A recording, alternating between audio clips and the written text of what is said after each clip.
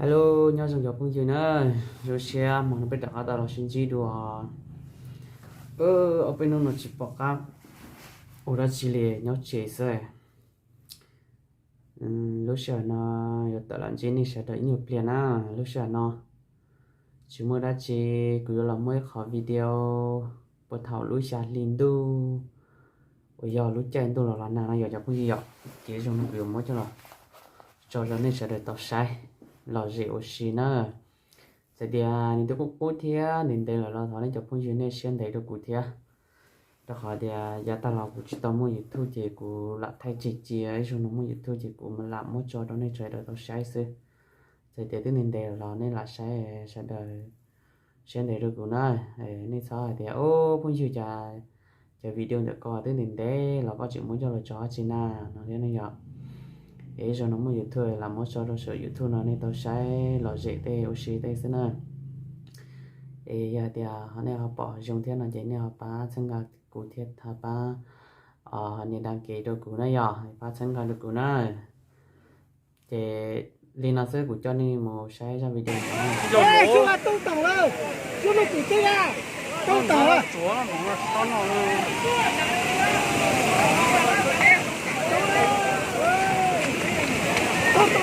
tàu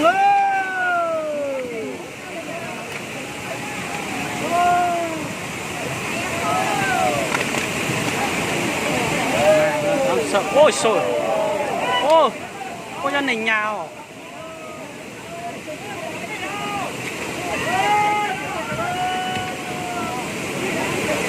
trên đây là một hai lô trên đây họ nói đây sang đó mà chưa xin luôn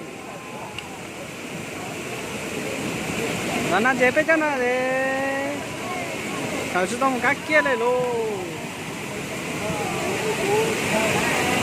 nó sẽ tung tàu rồi cái lúc nào ô đua là sẽ cắn nhỏ là còn nó biết thì tung tàu sẽ cắn á nó sẽ gì rồi sao sẽ sinh tới là mỗi lên cha mà cầu là súp đi rồi nó là một súp đi rồi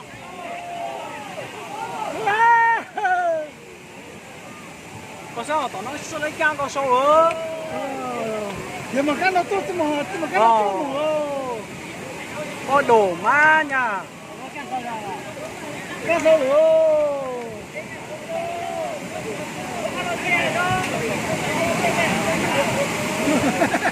mất đường luôn có đường luôn rồi giờ thì ta đường đố thôi mất đường luôn đồ nhà nó đúng là nhà quê không cái này bây giờ anh nhà mày đi kiểu ta chốt ở cái gì nhà đi chỗ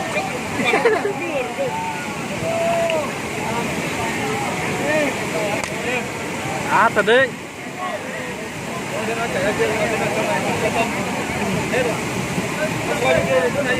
đúng rồi chỗ này là không may đâu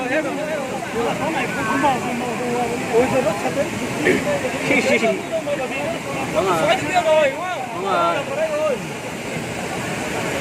giờ nó sói rồi thì ôi trời đi luôn mẹ nó thấy chưa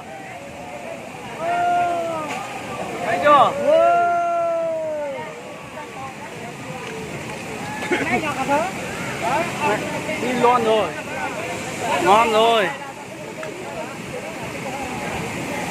mẹ có một ông nữa không sợ ra đấy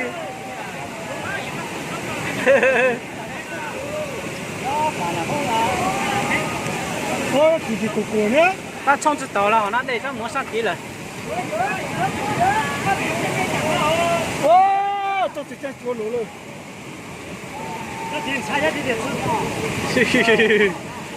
mẹ đúng là lũ lụt được kinh hoàng lúa luôn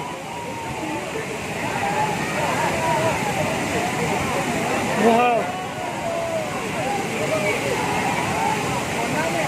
không chỉ có quần thôi còn không có áo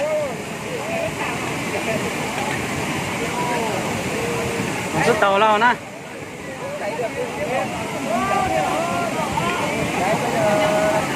Bây giờ là anh chỉ rồi nè trời ơi ôi ôi ra rồi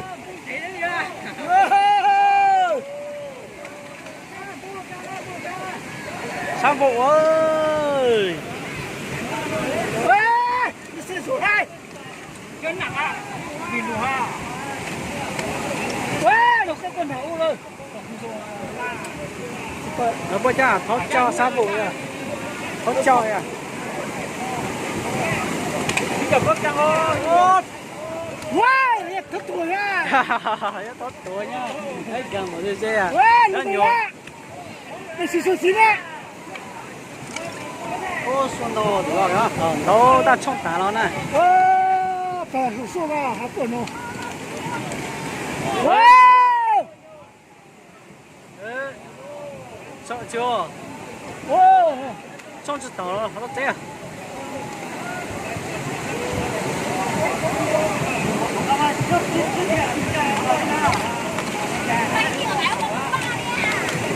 thức tuổi hay nữa 要死死的，哈哈哈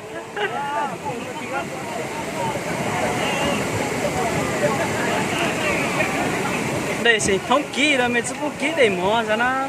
ô trang kịch kịch của mua rồi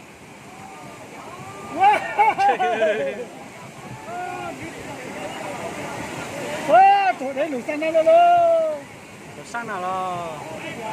Ô, cho số thì có. số trong chọc tiền rồi số trong chọc tiền rồi mà không trong chọc khác rồi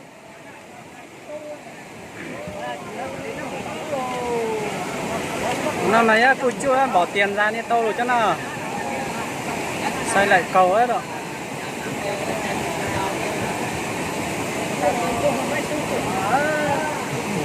Một số mấy tổ thò này cả. Đó nó chỉ tổ. mẹ số là thời điểm mồ À, giờ cho luôn rồi, thò đó tổ sẽ chân này.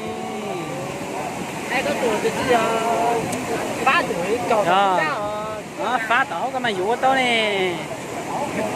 Giờ giờ có tí tổ hô tiền cho nó cho cha.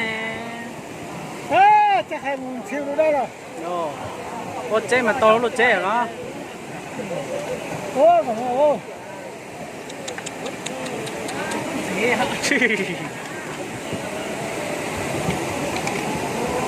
chỗ số của nhà thật Chắc mà hút đồ luôn.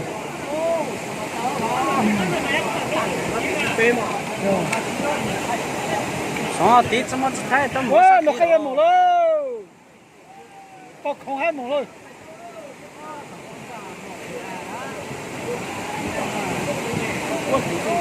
ôi cái đủ đấy mẹ đúng rồi sợ.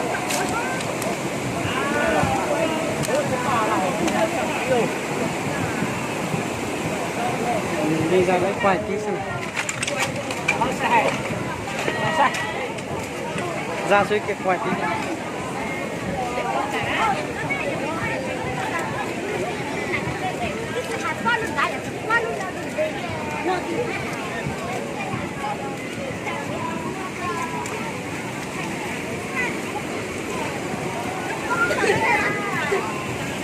Đấy.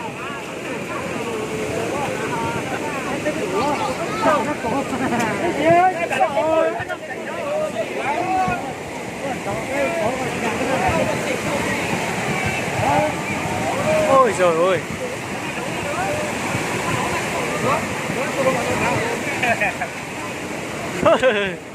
Trốn chạy chớ tới đây nữa.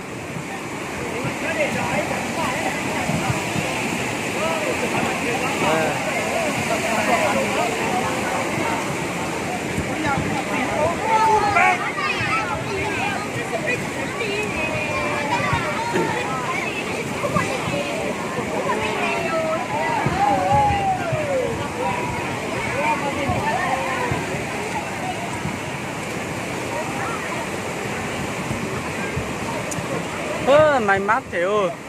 Trong đó sẵn tí rồi. Mày mát quá. Trong đó sẵn tí rồi. Không thì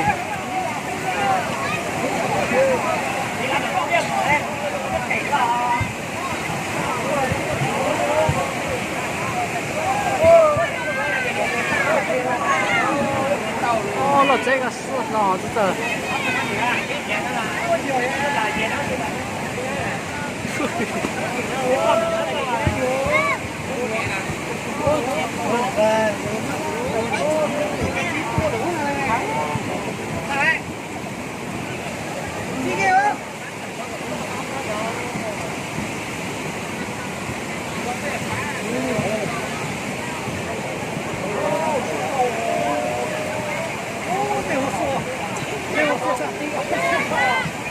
哦，这也叫碟子的，然后被逮好。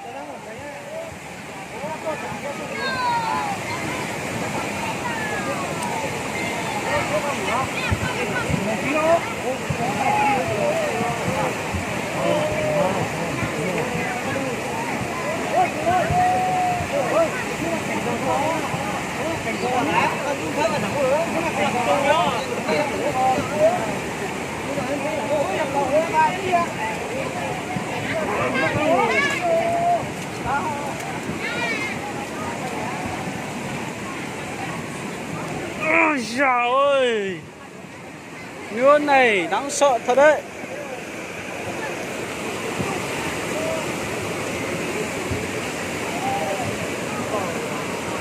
Ô, con nó chỉ là sinh tốt bò. Cho nó mà chúng nó kín nó.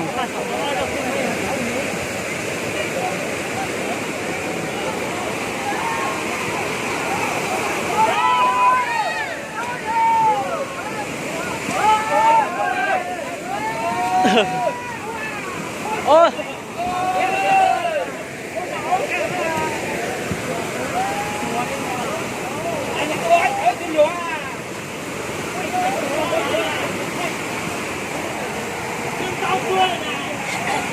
ha ha ha,真多了，真的。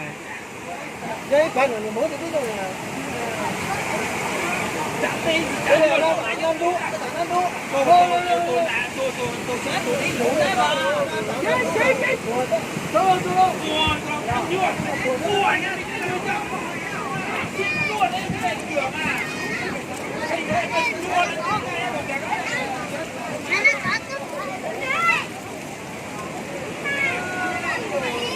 Có đẹp ba tờ xe lên.